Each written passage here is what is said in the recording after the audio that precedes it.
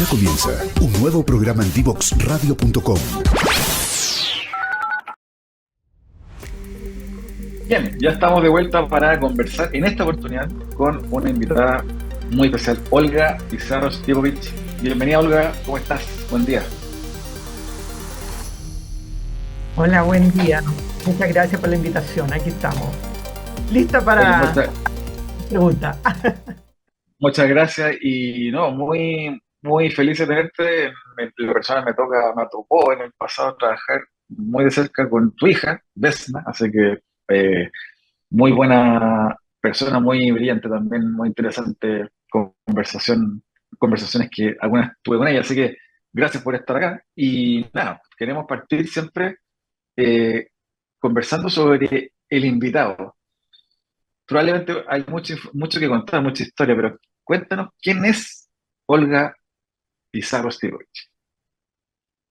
Bueno, Olga es la segunda hija de ocho de Agustín y Olga. Soy una mamá de cuatro hijos, ocho nietos por ahí ya. Y feliz de tener una familia con mi marido muy bonita. Eso en términos personales. Profesionalmente soy matemática primero, estudié matemáticas y eso fue mi primera o sea, idea de lo que quería hacer, era una matemática.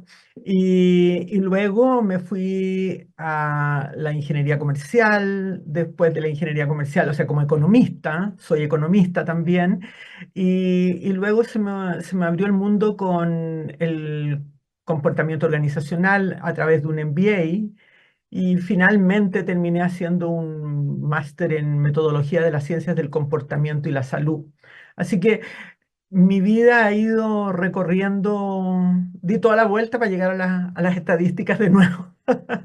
Pero, pero en el fondo es un desarrollo profesional de muchos años. Tengo ya avanzada edad, como se dice ahora. Soy de los senior, eh, de la sub 80. Así que, y empecé a trabajar a los 15 años. A los 15 años empecé a trabajar como secretaria de una beca de intercambio de Estados Unidos, de estas que hacían intercambio de Estados Unidos. Escribía para la revista Ritmo, eh, algunos artículos, entrevistas a profesionales, o sea, bien variado, de todo un poco. Hice clases en colegio, de reemplazo, matemática, por supuesto. Fui ayudante en la universidad desde los 17 años, que me trajo algunos problemas porque no me podían pagar, que era menor de edad. Eh, bueno, al final ha sido una vida en que no he parado. No he parado y ya estoy jubilada, pero como digo yo, jubilada pero no retirada. Olga, Eso. cuando eras ahí en materia, cuéntanos cómo fue en esa época para ti una mujer en el mundo de las matemáticas, en el mundo de la economía, en un Chile que todavía no era tan abierto, era todavía reticente, obviamente, a que, a que muchas mujeres, por distintas razones, entraran al mercado laboral en esa época. ¿Cómo te tocó a ti vivir esa incursión en el mercado laboral que era dominado por hombres, básicamente? Bueno, en el fondo yo lo que hice fue llevarle la contra a mi papá. La verdad que fue eso, básicamente. Él era muy machista y lo que quería era que no apareciera mucho, que si era posible que fuera máximo, hiciera un secretariado o pedagogía, pero nada más. Pero todo lo contrario, me puse a estudiar licenciatura en matemática. eh, a los 20 años ya tenía terminado el programa de máster en estadística del Centro Interamericano de Enseñanza Estadística, el CIENE, sin tener ningún título previo. qué cosa que es una aberración en este momento, y yo tuve mucho tiempo de directora de posgrado, y para mí eso era una aberración, así que es un grado académico que nunca lo comento, de hecho, por la misma cosa. De hecho, después me puse a estudiar matemáticas, pero yo no tuve problemas no tuve problemas en mi juventud, digamos, pues tuve compañeras en matemática, tuve compañeras que eran de química, de física, era como mundo científico, no había problema. Sí, después ya cuando me casé a los 20 y me fui a Concepción, me encontré en la Universidad de Concepción con algo muy tradicional, y sí tenía profesores que me decían: ¿qué está haciendo usted aquí con esa guata? ¿Que está esperando familia? ¿Y cómo se le ocurre? Es una falta de respeto para sus hijos. Váyase a cuidar, váyase a tejer, vaya a empollar, me dijeron alguna vez. Pero era como, bueno, qué ridículo lo que me está diciendo, nada más, pero no lo escuchaba porque yo siempre tuve a mi lado. Yo eh, pololeé desde los 16 años con el que es mi marido, que era un hombre que era súper open mind y siempre fue el que tuve al lado para apoyarme, y él creía más en mí que yo. O sea, la verdad, las cosas que siempre me impulsó a trabajar, a estudiar. Entonces, eso me ayudaba, pero el medio, claro, por supuesto, era complejo, no era bien visto. Ahora, yo recuerdo cuando hice el MBA, yo viajaba con una de mis hijas y mi marido se quedaba con dos, eh, y nos veíamos fin de semana por medio. Me tocaba viajar a mí a Concepción y uno él a Santiago. La verdad es que ahí fue cuando me di cuenta que era muy distinto el ambiente laboral y las expectativas sobre las mujeres y los hombres, cuando me dijeron: bueno, si te va mal, te dedicas a tu familia y no hay problema. Mientras tanto que para los hombres era un tremendo fracaso que les fuera mal. Entonces era como que se justificaba: ya, ahora se va a dedicar a los niños, ¿no? Entonces creo que ya ahí empecé a mirar sesgos. Y verdaderamente cuando empecé a investigar el tema de mujeres en el mercado laboral, fue también por una coincidencia, que había muchas personas, profesores y profesoras, cuando se hizo un convenio, la universidad en el que trabajaba con Babson College, y, y claramente ahí dijeron: bueno, vamos a partir con un libro. Vamos a hacer una investigación. Entonces juntaron a los profesores de finanzas con el profesor de finanzas, el de economía con economía, y, y también quería participar en esa época de haber sido como vicerrectora, que era la J. J. Jackson, que era una afroamericana y que se dedicaba a discriminación. Entonces, bueno, dijeron: ¿y qué hacemos con ella si nosotros no nos dedicamos a esto? Bueno, que lo haga la Olga. Y ahí partí con mi primera investigación en temas de mujeres en el mercado laboral. Buenísimo. Olga, preguntarte también un poco tu opinión en torno a cómo has visto que ha evolucionado justamente la industria respecto de recepcionar a más mujeres al mercado laboral en los distintos tipos de negocios que hay, tipos de industrias que hay. ¿Cómo has visto que ha evolucionado desde tu época cuando te tocó entrar al mercado laboral hasta hoy? Bueno, hoy en día la juventud piensa totalmente distinto. O sea, yo creo que en la mayoría de los jóvenes piensan que es una cosa compartida, que ambos tienen que trabajar y que eh, es diferente. Yo diría que mis compañeritos todavía tienen un sesgo, aunque los que están en el mercado laboral tienen que ser políticamente correctos. O sea, y esto lo digo sinceramente, o sea, yo creo que hay muchos que son de la boca para afuera, pero lo único que quisieran es no tener tantas mujeres en el mercado laboral. Ahora también escucho de repente que dicen: oye, pero esto de las cuotas favorecer a mujeres, esto no es justo, no es lógico. Yo también viví un tiempo que pensaba: ¿son buenas las cuotas o no son buenas? Pero a la larga, si somos más del 50% de la población del mundo, ¿Por qué tenemos que estar eh, dándole la carga al menos del 50% para que esté en el mercado laboral? O sea, nosotros tenemos que estar en el mercado laboral. Y además, lo que digo también es que si tú quieres estar en el mercado laboral, ¿por qué no lo puedes hacer? O sea, para mí hay una diferencia sustancial, porque si la persona no quiere estar en el mercado laboral, perfecto, free to choose, ¿no? Ah,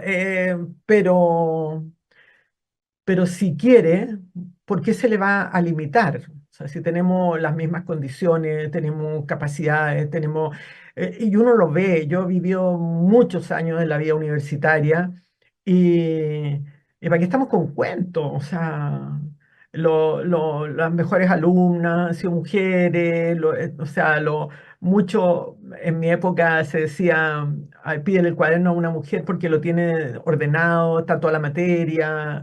Habían compañeros que no necesitaban ni siquiera tomar apunte porque después sacaban fotocopia y se acabó. O sea, así es simple. Recuerdo haberme quedado en matemáticas en algún momento con la mesa, en un examen, con la mesa en blanco, porque uno de mis compañeros me sacó la prueba para copiarla, pero yo casi me desmayo, sencillamente. Em, y hasta el día de hoy, bueno, él fue gerente y es gerente, qué sé yo, y siempre cuando nos encontramos se recuerda de, claro, decía si ella sabía. Entonces, ese tipo de cosas a uno no le parecía tan terrible, le parecía normal, pero dentro de lo que no te gustaba. No sé cómo explicarlo. Es una cosa de así se usa, este es la costumbre, el uso costumbre, tal vez, ¿no? Te fijas que es una diferencia con lo que tú puedes estar Estaba normalizado en esa época. totalmente normalizado y además, si tú lo piensas bien, claro, en este momento no se aceptaría, pero también en esa época, eh, yo recuerdo haber estado embarazada en clase y el profesor fumaba delante mío, mis compañeros que estaban al lado fumaban, fumábamos todos, o sea, yo fumaba porque estaba en el ambiente de humo, y nadie decía nada. Tú te subías a un avión y iban fumando y tenías ceniceros y ese tipo de normalización yo creo que como que cambió, ¿no? Y esos Oye, cambios, Olga, sí, y preguntarte justamente de eso, para irnos ya también a conectar con el mundo de esta llamada Silver Economy, de lo que vamos a hablar en el segundo bloque, pero por un lado, te tocó vivir esa experiencia de mujeres entrando al mercado laboral, lo viviste en primera persona con todo lo que nos contaste. Cuéntanos también, a su vez, ya, mujer entrando, empoderada entrando al mercado laboral en una época en donde está dominada por hombres y ahora te vemos activamente también estando retirada, como dices tú, en el mundo de las redes sociales. Pudiendo estar haciendo otra cosa, tal vez, y estás activamente. ¿Cómo ves que también ha evolucionado el mundo del mercado laboral, adaptando o integrando también a personas que ya están prontas a jubilar o que ya lo hicieron?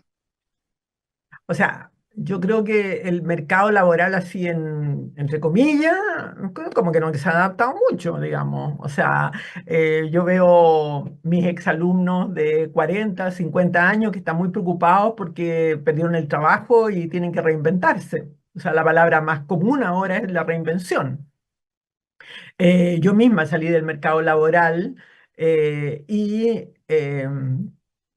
obviamente que no estaba como para que me contrataran en ninguna parte. No, ¿por qué? Porque nadie va a contratar a una persona mayor, porque está vieja, porque puede tener más problemas de salud, o sea, al final las mujeres lo hemos pasado en ese sentido cuando eres joven, no porque te puedes embarazar, y después cuando eres vieja, no porque te puedes enfermar. Eso existe y eso está. Ahora no se dice porque es políticamente incorrecto. Eso es lo que yo planteo, que de verdad nadie lo dice porque sería muy mala publicidad.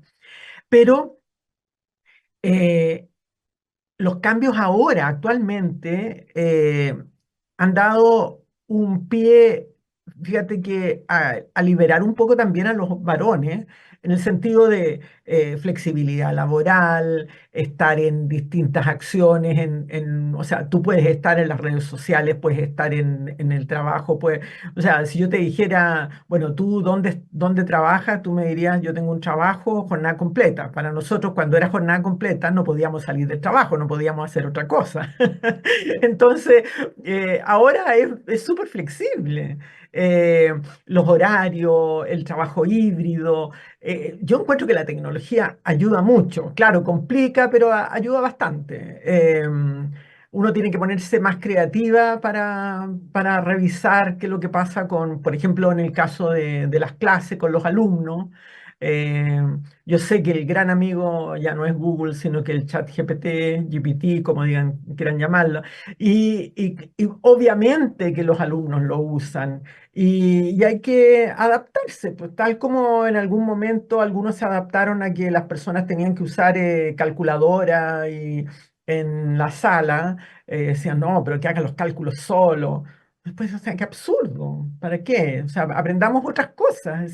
Yo creo que esa gracia que tiene la tecnología y de nosotros de ir adaptándonos hace más enriquecedor este mundo, para mí por lo menos. Eh, yo soy de la época de, cuando partí con las matemáticas, era de la época de las tarjetas perforadas, donde teníamos que ponerle unos elásticos a los fajos de tarjetas y no se nos podía desordenar porque si no quedaba la grande y esperábamos horas que el computador nos diera los resultados de una integral o de una, no sé, cosa muy simple, pero claro, o sea, programábamos. Olga, y Entonces, ahí preguntarte, y tomaste un concepto que interesante, el chat GTP que está tan de moda, ¿cierto? Inteligencia artificial. Hay mm, algunos, comillas, más críticos de esta tecnología que dicen, bueno, eh, esta cuestión puede ayudarnos mucho, pero también puede perjudicarnos mucho en el sentido de hacernos menos reflexivos, menos pensativos, pero otros dicen, oye, justamente lo contrario, porque si uno la usa bien, puedes desarrollar esta destreza de hacer buenas preguntas, cosa que al parecer se nos está olvidando como ser humano, hacer buenas preguntas, reflexionar en torno a problemas críticos. Cuéntanos cómo lo ves eso. yo lo veo fantástico, fíjate, yo lo encuentro lo más entretenido que hay. O sea, yo creo que, salvo, qué sé yo, los dibujos en algunas cosas que las encuentro bien fome, eh, pero, pero me gusta la idea de interactuar así con preguntas, porque en el fondo tú lo que tienes que hacer es preguntas inteligentes. Si en el fondo, si tú le preguntas, no sé, a ver, veamos, preso con futuro, ¿qué significa? Ya, significa tal cosa, ya. Pero si te quedas con eso y listo, obviamente te va a listar las tareas, uno las ve a los alumnos cuando dicen paso uno, paso dos, paso tres, paso cuatro, ya, te fue al chat GPT, pero ¿a dónde? A ver, ¿cuál es la segunda pregunta, la tercera pregunta? Hay que sacarle la otra derivada, como digo yo. O sea, no te puedes quedar con la primera derivada. Siempre hay que ir sacándole las próximas de tal forma de que esas preguntas que tú haces sean tan estimulantes para ir concretando algo hacia lo que tú tienes un cierto objetivo también. Tú tienes que tener una cierta planificación de qué es lo que estás buscando. Si no, estamos eh, copiando y la copia no es digna, no es digna, yo creo. No, no, no, en ese sentido no. eh, Te estás autoengañando, es como hacerse trampa en el solitario, ¿no? Te quiero invitar a una breve pausa para poder al regreso meternos de lleno en el tema que nos convoca, que es este concepto de la economía plateada, ¿cierto? Que tú también manejas perfecto para contarnos un poquito cuál ha sido tu experiencia en este rol de podcaster, mentora, etcétera. Así que te invito a un par de minutos, volvemos con Olga Pizarro Stipovich acá a Expreso con Futuro. Divoxradio.com. Codiseñando el futuro.